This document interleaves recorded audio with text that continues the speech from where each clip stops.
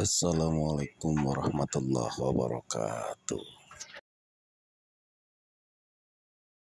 Eta mah percis kalladzi istahwatu syayatinu fil ardi hairon kos jelema anu disasarkeun ku setan di muka bumi ya hairon bingung teu nyaho arah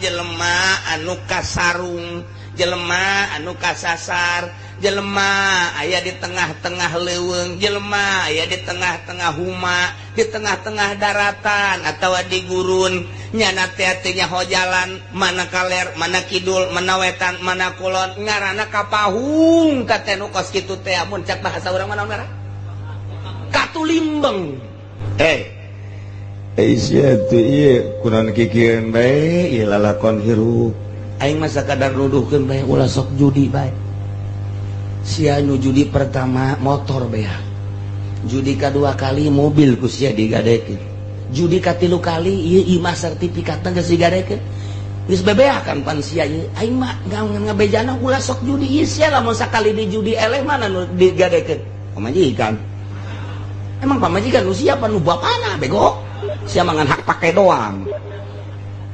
kumaha teh keluar dituduhkeun teh ulah sok judi bae sekata limbang tetep bae kadinya dege lah ulah omong sia-sia aing Aisyah kunaon mabok bae atuh kos eueuh deui inumeun bae ya Allah ya Rabbi sia teh kunaon bir malulu bir deui mensen deui tuh deuleu tuh hayang sakumaha kopi tuh sia tuh saember ya los manana lah kos kitu mah teu happy Allahumma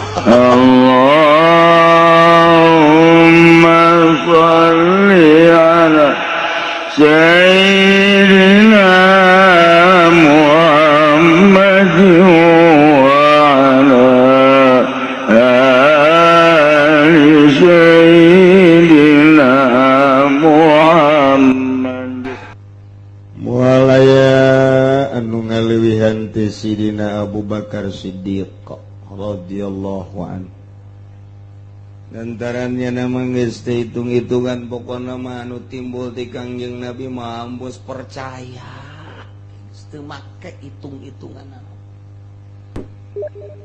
kenyataan kepercayaan Sidina Abu Bakar Siddiq ketika Kangjeng Nabi di Isra Mi'rajkeun balik Isra titah ngabejakeun begitu Kangjeng Nabi ngajelaskeun ka para sahabat ngajelaskeun ka kaum kadenge ku Abu Jahal coba mat coba aing hayang ngadenge sia keur penting ka si mana cenah bejana serem amat coba bejakeun ka aing beja kula keur penting mantes ti kitu ti dieu ti haram ka Aqsa Yerusalem ayo Yerusalem terus ka luhur langit ka ulah ayo terus ka Sidratul Muntaha terus ya ka dieu balik deui terus cak Abu Jahal ka mana ya ka dieu ka haram sabaraha jam ya gitulah bangsa 2 jam atawa leuwih saeutik mad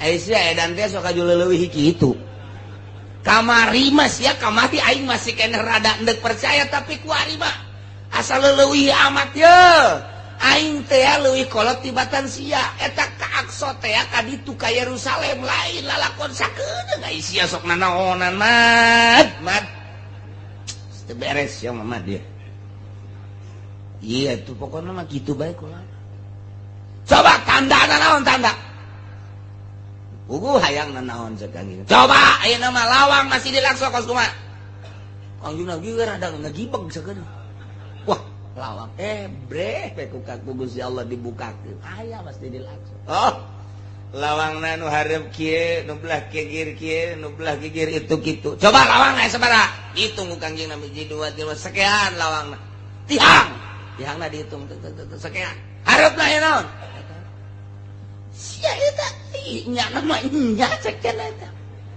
sia mah sedang lamun jadi dukun mah Abu Jahal dia kos gitu. Coba. Abu Bakar jangan dia Abu Bakar. Bejaan. Coba Muhammad ieu tas ngalalakon ti Masjidil Aqsa aya ti haram ka Aqsa terus ka luhur langit cenah. Hanya 2 atau 3 jam bejakeun coba ka Abu Bakar. Percaya apa henteu? Ayo. Bejan Abu Bakar. Naon? Tanya, oh iya rame-rame kabar naon? Muhammad keur peuting mantes lalakon ti mana? Ti Haram ka Aqsa. Terus ti Aqsa ka luhur langit ka Sidratil Muntaha. Juk cenah kapanggih jeung Gusti Allah, dibere instruksi ti ditu ku Gusti Allah, aju balik deui ka dieu. Tadi ta meme subuh. Juk eta teh lalakon ngan 2 atawa 3 jam kumaha tah Abu Bakar percaya leuwih ti eta mun Muhammad nu ngalaksanakeun percaya. Titik leuwih ti eta geh lamun Muhammad anu ngomongna aing mah percaya bae.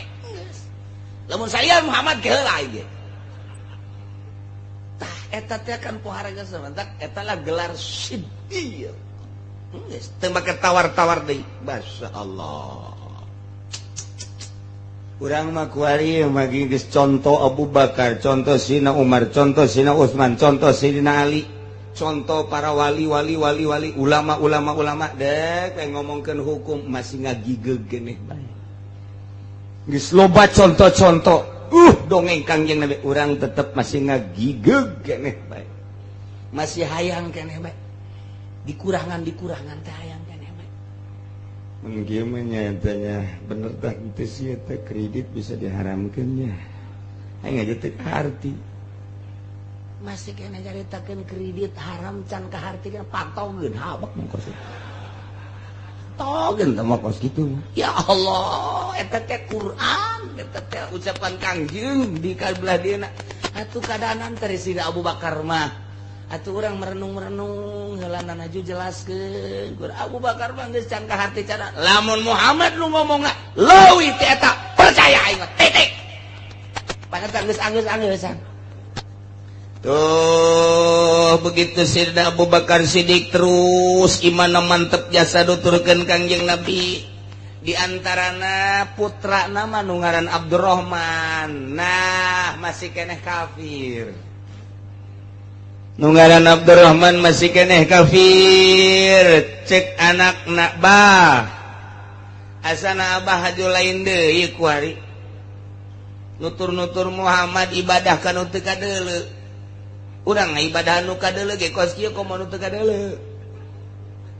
Ipan pangeran urang sakitu gedena, sakitu hebatna kadeuleu ku urang, karagap ku urang. Haju abah ku ari ninggalkeun pangeran eta lah, cak ulama kula sebagai anak nganasehatan ka abah maningan nyembah patung deui bae, urang babarengan ulah nyembah ka anu teu kadeuleu. Hese cenah Allah tadi kaler ja eueuh di kidul, eueuh di wetan, eueuh di kulon, eueuh di luhur, lain di handap, lain di tengah, lain di mana tuh di mana? Can dibere hidayah mah kitu bae. Hese bae can dibere hidayah. Urang ge ngarenung we can dibere hidayah mah ya aing nyembah ka pangeran, pangeran kos kumaha. Artina mun beureum-beureum mun hideung-hideung. Mun gede-gede sakumaha, mun di luhur uncang-uncangna di mana? Apa kuntil anak atuh nu kos kitu mah. Teu ngaji mah kos kitu kabeh ge teu ngaji mah. Tah nu mantep urang ngaji ge supaya mantep iman urang ka Gusti Allah. Supaya istimewa iman urang ka Gusti Allah. Ngaji moal bisa atuh teu ngaji mah. Nyaritakeun pangeran ngaji henteu. Nyaritakeun hukum ngaji henteu atuh moal becus kajen kumaha ge ngaji.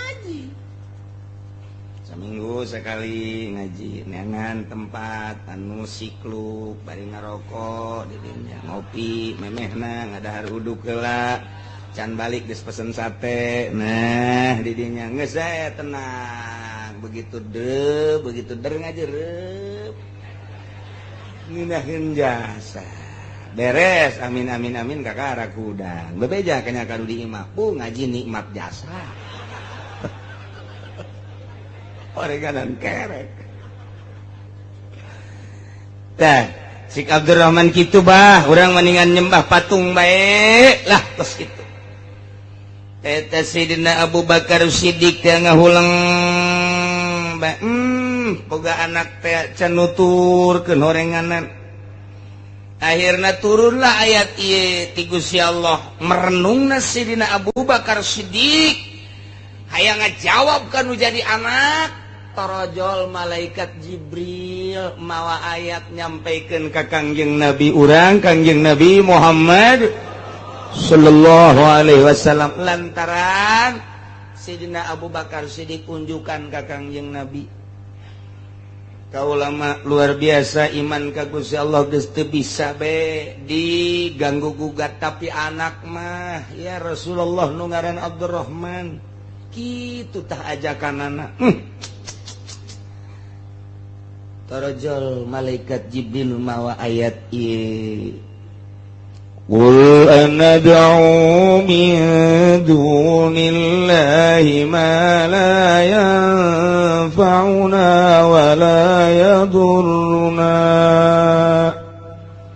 bejakeun ku anjeun Muhammad anadu apakah kami kabehan ngaibadahan kitu kasalian Allah kana pangeran yakni patung nuh teu ngamangpaatkeun jika diibadahan teu ngamadaratkeun jika ditinggalkeun diibadahan teu ngamangpaatkeun diantepkeun teu ngamadaratkeun maknya kudu ngaibadahan patung anu model kitu sipatanana boro-boro jang ngarizkian batur boro-boro jang nyalametkeun batur pugunyana huluna ku urang didedet-dedet ge moal ku kumaha patung diome ku urang patung ku urang dikukumakeun ieu sapira patung atuh nah iyalah mala yang fauna wala yadurruna diibadahan sakitu teu diibadahan sakitu mangpaatna madaratna diibadahan sugan ngamangpaatkeun diantepkeun sugan ngamadatkeun teu sapira batu bejakeun coba Muhammad qul ucapkeun ku anjeun Muhammad anad'u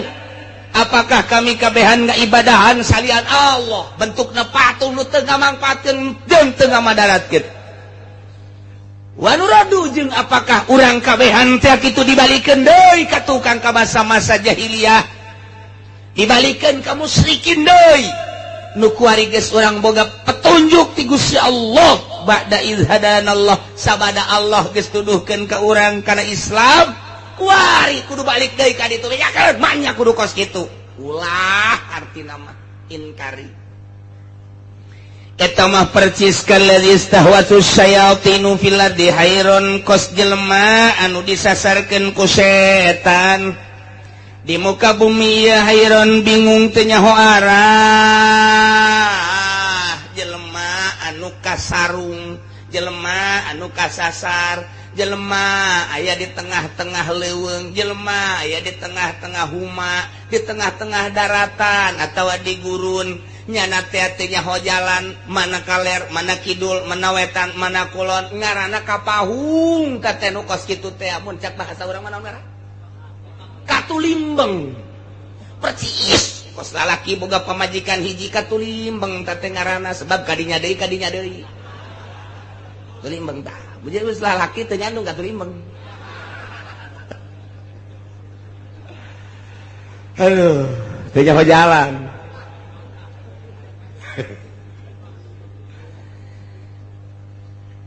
Ege cakolot baheula lamun urang katulimbeng di tengah-tengah leuweung atau di tengah-tengah daratan cekel kanjut. Kalau beratan mana? Lamun beratan anu katuhu ka katuhung gitu tadi. Bener eta kolot baheula teh kos kitu. Lamun ternyata beratan ka kenca gitu. Tah eta mun lalaki mun awewe.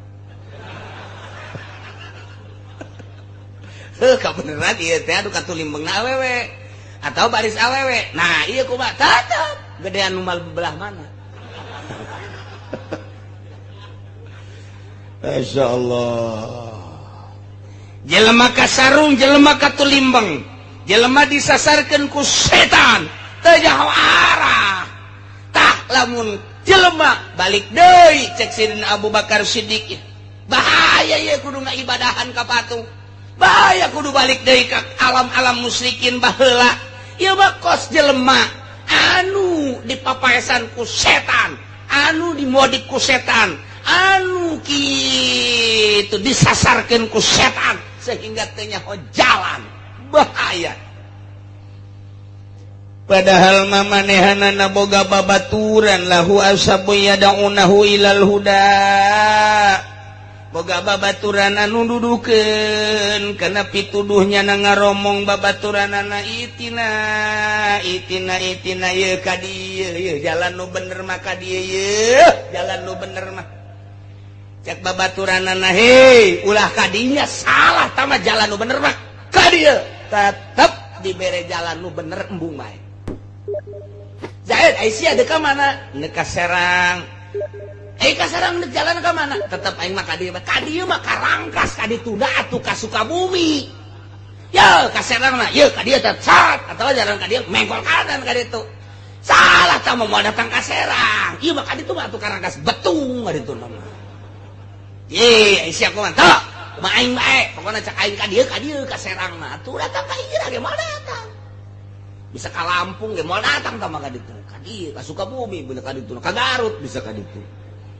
itina ka dieu cak babaturan ieu nu bener mah ieu agama Islam ye tetep nyana teu daekeun nuturkeun babaturan anu balalener da ieu jelema ka Pahung ngaranna ka Sarung Katulimbang teh Aisyah tuh iya kunaon kikireun bae ieu lalakon hirup aing mah sakadar nuduhkeun bae ulah sok judi bae sia nu judi pertama motor beah judi kedua kali mobil ku sia digadekeun judi katilu kali ieu imah sertifikatna geus digadekeun geus bebeakan pan sia ieu aing mah ngabejana ulah sok judi ieu sia lamun sakali di judi eleh mana nu digadekeun pamajikan emang pamajikan nu sia nu bapana bego sia mangan hak pake doang eta kumaha teh geus dituduhkeun teh ulah sok judi bae sekata limbang tetep bae kadinya degan lah loba omong sia-sia aing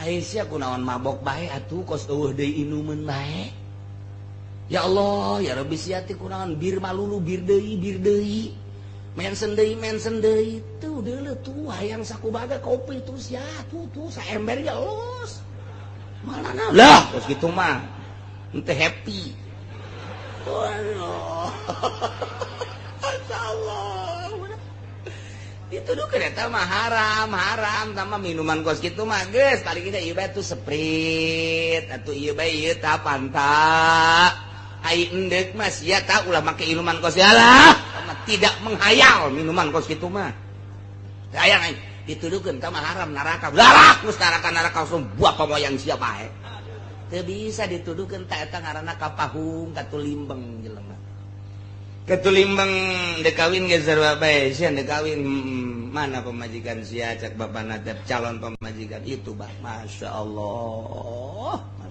ceng abah makarunya ka aceng meunang ngadidik abah hartina wasilah disakolakeun ku abah dipasantrenkeun sia mudirun ge aduh teh ieu sia aya tadi didikan pasantren mudirun sia saeutik mah atuh milih pi pamajikan aja aing mah garila emang kurang gitu bah atuh masyaallah dadana kos eueuh pakaian bae ping-ping diumbar ka mamana aju bujal eta kadeulean gitu atuh abah ge resep sebenarnya mah abah da ondo-ondo masyaallah ceng emang eueuh kitu nu make jilbab ceng emang eueuh kitu make baju panjang abah mah garila ieu dinasehatan tuh abah geus ngomong tuh jeung anak mang anu deui pengkolan coba tepok ka ditu tepok ditempok ka ditu aya make jilbab rapi ditanya kumanehan anak ka bapana emang anak abah ieu mana anak abah mah masantren di mana masantren di anu lila 15 tahun ke rumah ke asupna umur sabaraha ke asupna umur 16 di pasantren 15 jadi jumlah 3 hiji bangkotan damat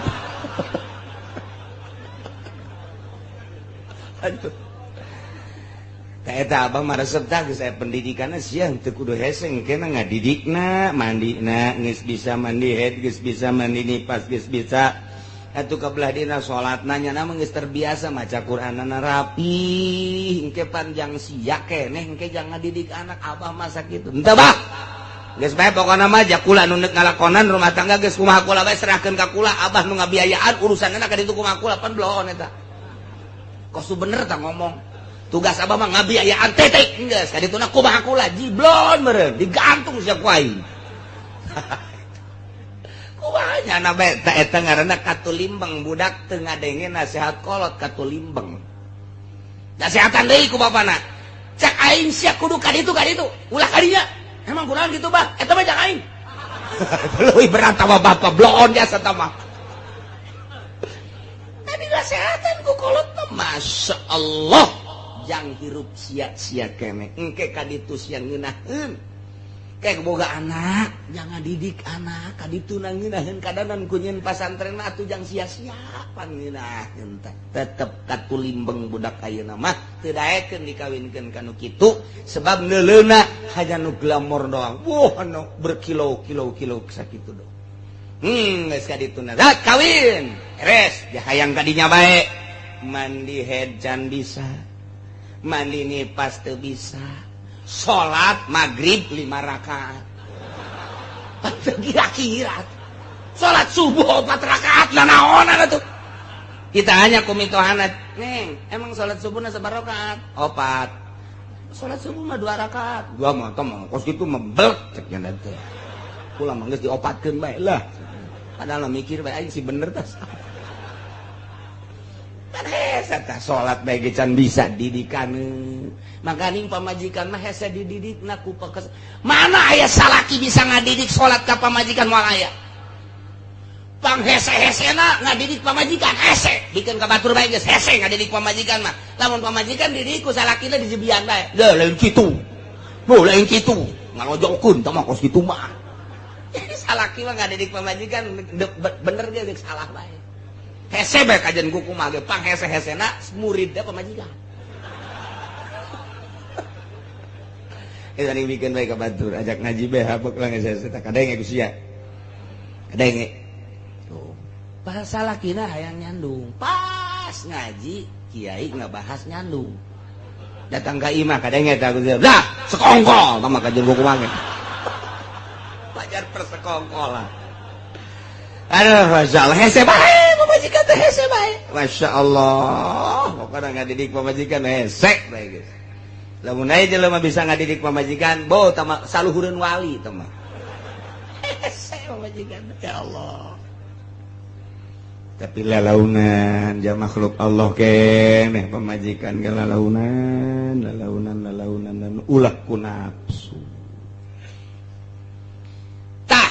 Apakah kami kabehan ya kudu nyembah ka patung deui balik deui ka masa musyrikin ka masa kemusyrikan wah cek Sayyidina Abu Bakar khususna umumna seluruh moal mah kudu balik deui tak lamun aya jelema nyembah ka patung padahal geus aya hidayah Kangjeng Nabi teh nuduhkeun Islam diutus ku Gusti Allah titah dakwah nauhidkeun ka Gusti Allah mawa agama Islam geus aya pituduh mah nya atuh kudu balik deui ka ditu eta mah ngaranna katulimbang nu geus atuh mun kitu eueuh nu nuduhkeun ieu mah aya nu nuduhkeun tak eta jelema ge lahu ashabu yad'ulahu ilal huda aya nu nuduhkeun kana petunjuk teh tapi nyana teu daekeun nuturkeun petunjuk atuh moal datang-datang ka jeung kumaha padahal geus diitina ge ka dieu nu bener mah Islam tatep bae nyana teu daekeun ngaijabah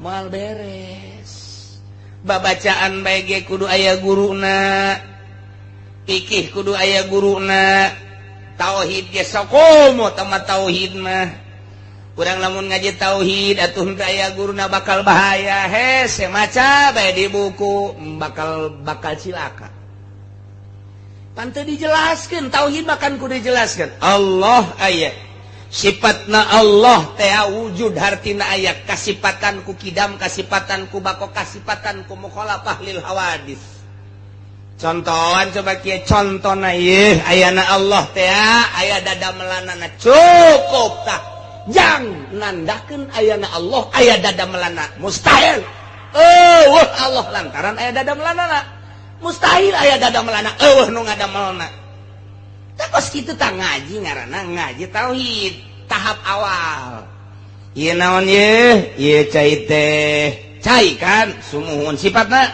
beureum kurang lamun diinum rada aya karasa tehan naon yeuh kopi cai keneh cai ngan kuari mah cai kopi warnana hideung lamun diinum kurang pahit oh eta cai kopi teh warnana hideung mun diinum pahit mun lain pahit mun teu pahit lain kopi mun teu hideung lain kopi kanyawan tadina kopi bae ge ieu ge Gusti Allah ge sarua bae ieu teh Gusti Allah kasipatan kidam teh artina iheula nu miheulan kasipatan ku bako tetep pandari tungtungna mukhalafah lil hawadis kiamu binasi wadaniyat kudratirat ieu Allah ngadamel bumi tapak dadamelan Gusti Allah bumi ngaranna dalil aya dadamelanana berarti aya nu ngadamelna tak eta teh kos kitu teh tahap awal supaya karasa kabladieuna Gusti Allah teh kumaha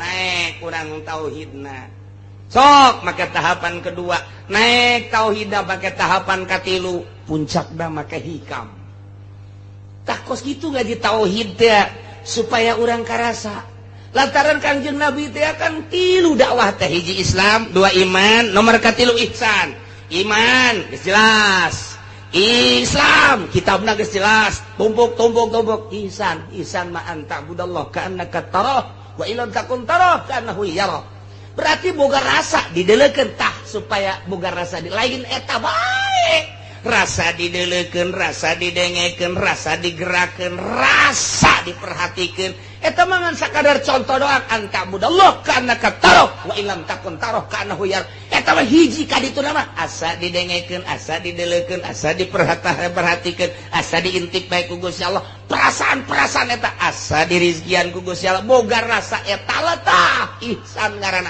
hayang datang ka dinya kudu Islam rapi iman rapi naik takarat moal daekeun jelema nu geus ihsan mah nonton TV moal daekeun nya kieu bae nu boga rasa Allah naleukeun aing ye Allah naleukeun aing bu aing didaleukeun ku Allah aju aing didaleukeun ku Allah keur nonton TV cak Allah pan teu bagus tah nonton TV berarti aing dibendu ku Gusti Allah atuh aya kitu mah aing meureun suruh neraka lah kajenna keuna jadi suruh neraka lah laon pan eta moal daek lamun jelema geus boga rasa dideleukeun didengekeun diperhatikeun ta eta teh luhur berarti isin ka Gusti Allah sieun ka Gusti Allah harapan anak sieun jeung isina beuki tinggi sabodo aing mah dibendu ku makhluk masa pira makhluk nu penting ulah dibendu ku Gusti Allah dipuji ku jelema mah lah kuari muji sore mah kadang-kadang ngabenduan teu aing mah hiji we Allah tah eta ngomong teh babari hayang datang ka dinya make tahapan-tahapan buat tahapan aya nu nuduhkeun ceng ye wudu nu bagus mah kieu pikir ngaranna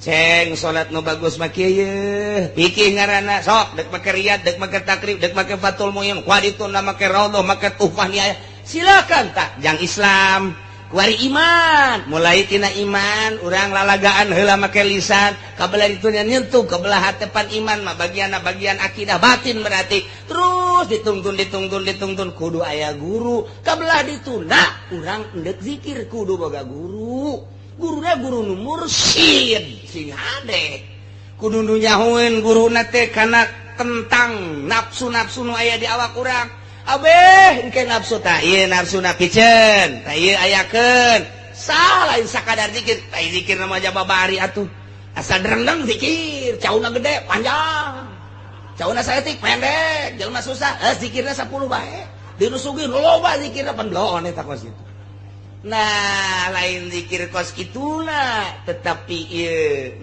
melakeun zikir di hiji jelema supaya mantep zikir teh supaya jadi zikir teh artina jadi teh kumaha jadi tetengger engkena mun haram bae halal bae wajib bae kudu kumaha teh melakeun zikir teh supaya ulah resep kana dunia aya zikiran bae di jero hate ieu mah pan zikir teh jang neangan dunia gelar zikir nasional, gelar zikir berjamaah, maksudnya supaya dunia, supaya penghormatan, supaya zikir hiji Allah, lobaan Allah, sorangan Allah, supaya datang kadinya antak budak ka'annaka taroh wa illam takun taroh ka'annahu yarok supaya datang kadinya kudu boga guru.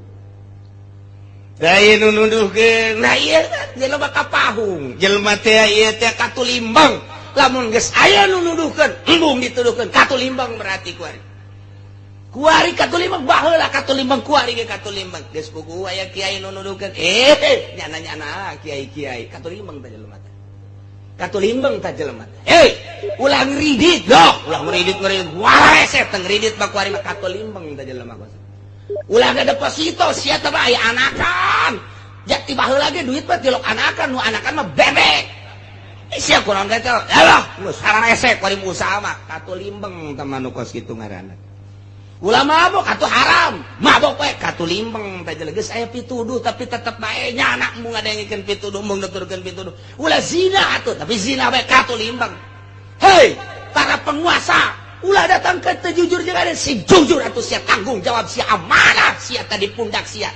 Mun sia modal keur kos kitu asana di akhirat dikabekeun di neraka sing ade sia. Amanah ti rakyat sia salurkeun duit-duit rakyat ku sia sing ade. Ya lah. Ngocoprak peta kiai katulimbang tak kos gitu. Tah, kula mah nanya bae kira-kira loba anu katulimbang tah loba anu henteu. Tuh, atuh emang nyana ieu nu katulimbang. Masyaallah. Aya ge pas keur taun baruan Raja Mutasim ngainstruksikeun ka askari-askari teh abri polisi.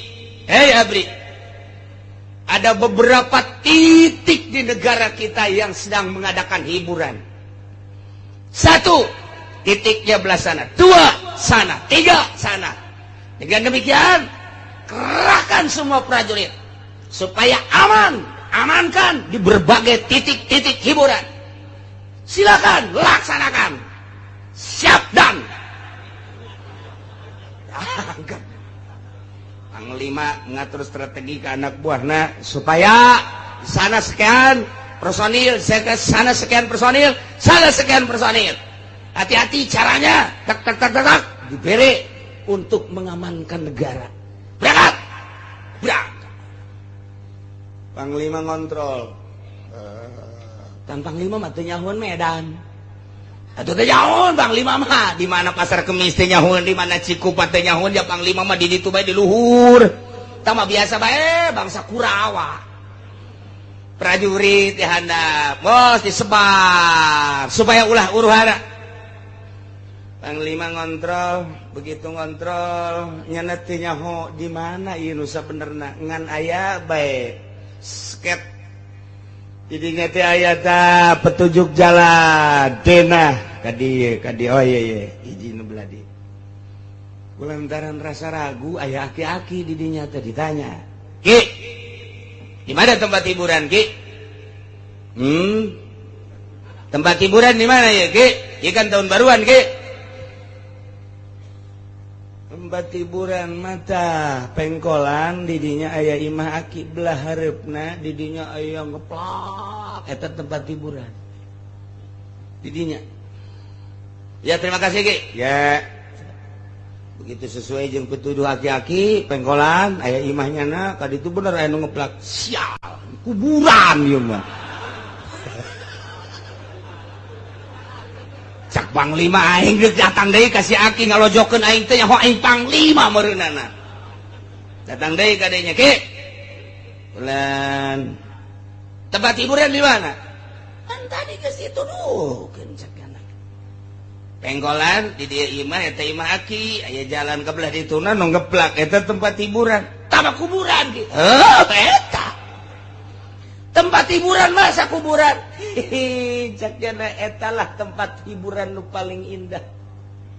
Nikmat lamun geus ka kuburan, sangkilang di luhurna ge geus dimat komo ka handap. Ngaco si Aki. Manya kuburan tempat hiburan. Sakali deui Ki. Kula ieu adalah Panglima keur ngatur strategi untuk keamanan. Geus dibagi sekian personil. Nah, kula ieu teu nyaho ieu. Jejak arahna ieu ka mana ieu? Tempat hiburan camat Ki di daerah dieu. Eta tempat hiburan. Ulah macam-macam Ki kayak ditampilin. Kugu eta baplok. Alhamdulillah cak si Aki. Makarak ditampilin alhamdulillah cak panglima.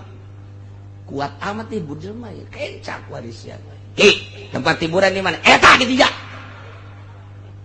Tampilin deh kencak. Joger. Alhamdulillah. Di talian si Aki. Tapi di jero hatena mah ieu sih jelema bener apa lain. Jeung ulama tak lain. Lamun kiai ieu atuh aing bahaya cek yang lain. Aya pikiran mah kos kitu aya. Polisi abdi ka kiai mah aya bae sanajan galak ya tetep bae aya. Sebab dianggapna kiai mah deket ka Allah kecuali kiai Golkar. Kalian gunyana diseret dibawa ke istana. Laporan Tuan Raja. Ya, kita sah, aki-aki, jaga kena hudang. Begitu hudang, raja langsung nangkep. Wah, cak panglima aing ya bahaya. Cium tangan raja. Oh, kiai, wah bener baik. Cilaka aing, cilaka. Cek Tuan Raja, buka. Tuh bener. Asana nasi baing mah ieu mah diturunkeun ka jero. Dibuka. Dihormat ku Tuan Raja. Didieukeunana di tempat tamu anu istimewa. Tempat tamu naon kitu penggede. Nyana di luar kieu. Nasib. Asana aing mah kumaha meureun. Aduh, tapi panaing mah nu jelas mandek laporan bae ke Tuan Raja. Dan mangga Tuan Raja. Nyaho teh ieu? Henteu. Ieu Kiai Ibrahim bin Adham. Kiai di negara urang teh ieu. Dek nanya naon anjeun ka dieu? Urusan Islam, urusan iman, urusan ihsan ieu kiaina. Kunaon kumana dihina? Coba kadi laporan, kunaon matak dihina? Nyana ngahinakeun abdi. Kunaon mah ngahinakeun anak? Abdi pan ditugaskeun ku raja titah ngatur strategi keamanan ku abdi entos disebar beberapa personil ke berbagai tempat-tempat hiburan supaya aman. Ayo. Kula kebenaran kontrol teh nyaho di daerah eta teh di mana tempat hiburan ngaranna ge pan abdi mah di luhur bae keur ngontrol anak buah. Nanya kaki tempat hiburan di mana dituduhkan punya anak kuburan. Bener Kiai nuduhkan kuburan. Bener. Pan atuh Kiai bisa nuduhkan tempat hiburan ka kuburan lain tempat hiburan masih. Tuan Raja jeung Panglima ku bodoh-bodoh teh. Tuh Kiai mah kos kitu tah. Raja tinggal raja dibodoh-bodoh. Atuh bongan nyana nanyakeun anak kakula. Sedangkan kulama pan umur teh geus kolot. Hiburan jelema geus kolot mah ieu adalah kuburan. Lamun aya jelema geus kolot masih luntak-lentok ka tempat hiburan lain kuburan, kata lain jelema jurig tuh kos kitu mah. Kayak stop. Acak-acakan dia urusan dia cak. Ibrahim bin Adham. Aya nanya hiburan ka budak ngora.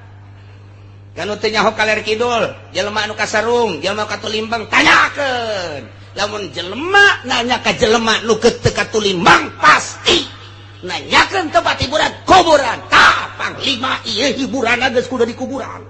Raja hiburanna geus kudu di kuburan. Nyaho sia. Aduh, Dan amankeun Dan.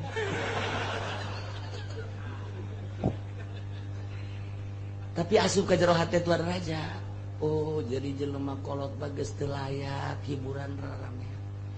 Hiburan nu kolot mah geus kudu ka kuburan. Hiburan teh geus macam-macam. Tah, jadi nasihat seorang ulama anu ikhlas, nasihat seorang waliullah anu ikhlas. Teu pamrih dekasah sebab naon? Eueuh unsur hayang di alam, eueuh unsur hayang dibere sekalipun raja keur kasarung jeung katulimbang mah luruskeun itina. Panglima perang kasarung tuduhkeun ieu teh ngan ieu mah caritana nuduhkeun jalan ka Allah. Masa sih kudu make hiburan-hiburan? Tahun baru lain ngadoa ka Gusti Allah hiburan. Ieu ngaranna jelema katulimbeng. Lamun di lembur urang tahun baru lain ngadoa ka Gusti Allah katulimbeng. Cenah eta mah Ki Haji katulimbeng. Cenah eta mah pamarentah katulimbeng, bin katulimbeng. 3 kali bin tah mah. Katulimbeng di Indonesia kuari tahun baruan lain ngadoa ka Gusti Allah tahun kaharep mudah-mudahan dibere jembar segala rupana urusan rezeki kahirupan sehat dan lain sebagainya ditingkatkan ibadah lain ngadoa kos kitu hiburan. Nah di Indonesia teh camat mun ngayakeun hiburan tahun baru camat katulimbeng, lurah mun ngayakeun hiburan lurah katulimbeng bin sabaraha bin eta katulimbeng lain cakula cak Ibrahim bin Adham dina dongeng supi na kos kitu ulah katulimbeng cenah hirup mah atuh geus kolot mah tah hiburan teh ka kuburan cek Raja Mu'tasim teh ke maksudna ka kuburan teh hiburan kumaha dek geus kolot mah dek ka mana deui mun lain ka kuburan sedengkeun di kuburan kapanggih jeung Allah kapanggih jeung nikmat kubur. Di dunia mah urang kuari salat, di kuburan mah teu kudu salat. Di dunia mah urang kudu maca Quran, di jero kuburan mah teu kudu. Di dunia mah kuari kudu puasa, di jero mah geus teu kudu. Berarti kan urang teh terhibur di jero kuburan teh ku kaindahan-kaindahan kuburan. Tah nu geus kolot tah kudu boga pikiran kos kitu, Raja. Amankeun. Bahaya ieu mah. Ngamuk bahaya nu kos kitu. Cek Raja Mu'tasim Kiai geus lah ulah loba omong ku imah dibere bingkisan bae nya bahwa ka imah geus ulah loba omong hiburan mah hiburan atuh kami anu karolot di dieu geus teu kudu hiburan mama mah di itu di imah bae geus naon dieu bingkisan naon gede apa leutik itu kan pun gede leutik ya leutik teu hayang aing teka beli mobil sama kos Fortuner tah kan bloon eta ge kos gitu tah tapi Ibrahim bin Adham haram kura nganasehatan raja nganasehatan panglima kudu nyokot hadiah haram beusi nasehat kula diojol jeung nasehat jeung hadiah haram kula mah wari ulah coba-coba nasehat kula diojol jeung hadiah kula titik kula mah dek balik bae lantaran kula ka dieu diseret kula seret deui ka ditu ulah saudara raja ulah aya tuh banyak seret deui sakumaha aslina bae kula mah geus pokona engke ieu mah nek dibawakeun kuda nu pangbagusna dianterkeun ka panglima sadiakeun kuda teh hayang lantaran ngahormat teh ku ari teh lain ti awal sebab kuari bagus jauh bahwa ieu teh kudu dihormat ai kitu mah berarti rakyat lu teh dikayohkeun ku raja mah tilok dihormat raja bloon wah malik deui bae ka aing mun dek kahormat dek nu wau ngaran raja hormat tuh kos kitu mah ieu bagus kanyawan karak dihormat dek kanyawan teu dihormat atur rakyat nu sejen meureun bahaya geus sak raja gesak raja tuh gara-gara sia si panglima apalah ya nasehat gas kula mah hadiah moal diojol nasihat kula jeung hadiah dipersilahkeun make kendaraan bagus teu hayang ka ulama mun teu daek nyeret kula mah dek lempang bae balik ka ditu henteu kula mah dek balik wah kajen teh disadiakeun kendaraan bagus tetep lantaran awalna teu bagus ye lamun awalna dihormat kemudian dipapageun balik lagi dipapageun oh masalah kula mah geus moal robah tapi awalna ieu kos kieu geus sayang kula mah ulah balik kula mah wassalam tinggal raja bae jeung panir sia sia tuh kula penting ya di jalan kapanggih deui jeung wakil panglima stop berani-berani jelema cumplang-campling kieu ka istana mah teu meunang didatangan ku jelema cumplang-campling kieu kudu nu ke bintang minimal bintang 7 puyang-puyang sia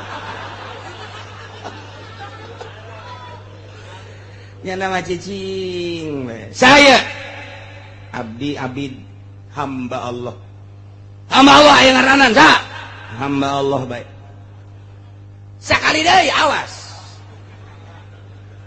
sakali deui awas hiji dua katilu teu ngajawab nu bener nista maja utama sikap teu nyaho ya wakil panglima saya abdi hamba Allah talian deui kalian diseret di istana lapor ya cek Tuan Raja abdi mau sakitan saya terberes si jelema ya bau dangkeun begitu datang yo kiai deui bae cak panglima sia ka wakil kurang diseret eta emang kurang kagak balik ti dieu nang nyeret aing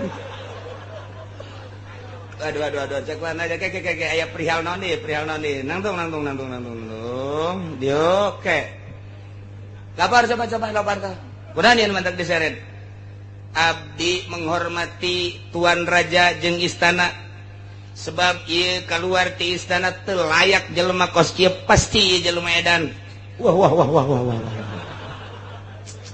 ayo tetep kula untuk mengangkat martabat raja jeung istana demi bangsa jeung negara. Wah. Teu meunang sambarangan nu asup ka istana jelema cumplang-campling tapi tetep ku kula ditanya saha nyana ngomongna hamba Allah. Tanya kadua kali deui, saha hamba Allah. Cak kula hamba Allah ge boga ngaran.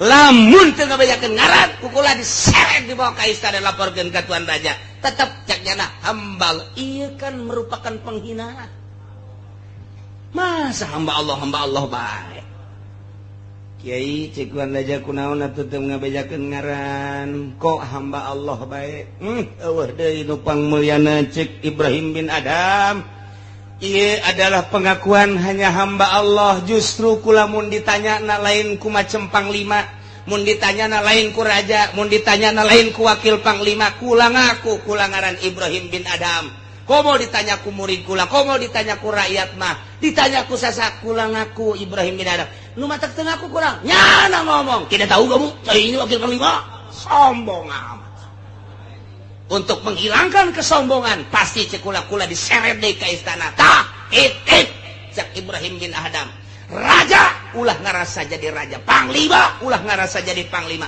kakarak jadi wakil RT ya wakilnya na sombong biasa kamu tidak tahu saya wakil panglima mana etika Islam apa kudu kitu rakyat tadi urusan ngaku panglima rakyat tadi urusan ngaku wakil panglima rakyat tadi urusan ngaku raja dek kerajaan saha jurig tuh cak raja pan kieu deui bae ye blabe ieu bae lepaskan deui cek wakil hampura Tuan Raja emang tadi geus di des di dieu tadi sanu nyeret panglima tuh sia kan silih salahkeun panglima jeung wakil. Geus balik deh, balik Ibrahim bin Adam. Tinggal raja, panglima jeung wakil. Urang kumaha aya geus kieu. Urang dinasehatan mun lain dinasehatan teh mah dicarekan ngaranna. Atuh terserah raja cak panglima teh. Berarti urang di mata rakyat teu bagus. Berarti urang di mata rakyat sombong. Berarti orang di mata rakyat iya aduh takabur ujub nah iya kudu kumaha coba orang perhatikan negara orang rakyat orang supaya kondusif deui yang capek ngadenge kondusif di koran kondusif di TV kondusif komo orang Golkar mohon negara kita alhamdulillah kondusif bau hitut aing mah ngadenge lagi kondusif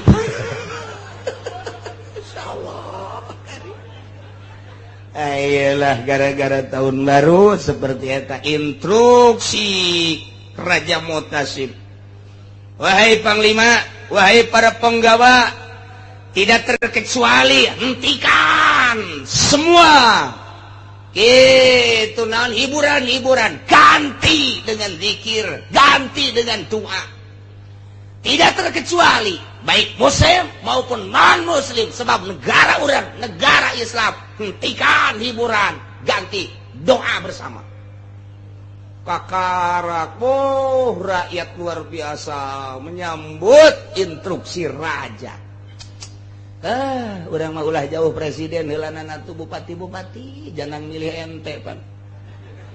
Nyaputnya mahal kan eta, nebusna maka sabaraha duit. Coba tuh nasehatan bupati anyar si urang.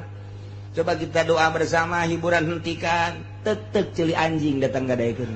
Celi kula mah ulah tuh.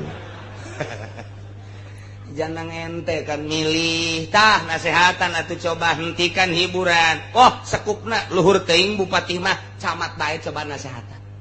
Cak camat kan di negara kita mah demokrasi, silakan semau-maunya aja. Wah berarti camat teu boga rel yang kos kieu. Babok apa kurel nu kos. Coba nasehatan lurahna. Oh lurah deui keur kancolah. Mana atuh untuk mengadu supaya agama lempang ka lurah kos kitu, ka camat kos kitu, ka bupati kos kitu, mesti ka mana atuh ieu agama supaya lempang. Nah gitulah cerita di tahun baru Ibrahim bin Adham katangkap ku Raja Mutasim. Akhirna raja mah luluh lantaran nu nganasehatanana asli embung dibere hadiah. Asli embung dianterkeun dipuja-puja. Istimewa lamun kos kitu dakwah teh. Mun teu diojol jeung pamere, teu diojol jeung hadiah, rapi dakwah teh. Nah ieulah keur carita itina lain eueuh pan sobat urang nu duduhkeun kana bener. Tapi geuninganan teu darekeun kana bener. Oh, urang nasehatna ojol. Lamun nu ngundangna nu sugih, nu bebereana gede buleudna. Lamun anu ngundang ka daerah mana ye? Daerah anu. Nah, malah ieu mah kadinya mah keur ieu ge. 200.000 na naonan. Beak tekor atuh aing. Tak mal narima deui. Dakwah naon teh kos kitu teh. Nah, ieulah di negara urang teh bok-brok teh geus timimiti pedagang, pemerintah nomor 1, pedagang, petani bok-brok ka kiai-kiaina bok-brok kabeh. Tapi urang masih aya kesempatan. Ya Allah mah maha gopur narima soteh kapan kanu loba dosa. Urang sadar bahwa di diri urang loba salah, loba dosa. Pemerintah sadar ku dosana, pedagang sadar ku dosana, petani sadar ku dosana, karyawan sadar ku dosana, kiai santri sadar ku dosana. Mantak naon urang mulai lembaran baru di tahun baru, urang mulai lembaran baru dimimitian ku doa ka Gusti Allah supaya hirup urang di tahun ieu leuwih bagus tibatan tahun nu kamari. Mantak naon. Amin ndek moal sia.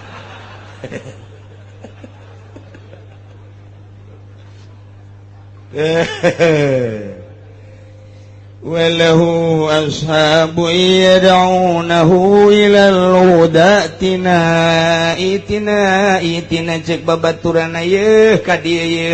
Tapi pala yujibuhum tiraek nyubadanan kul bejakeun ku anjeun Muhammad.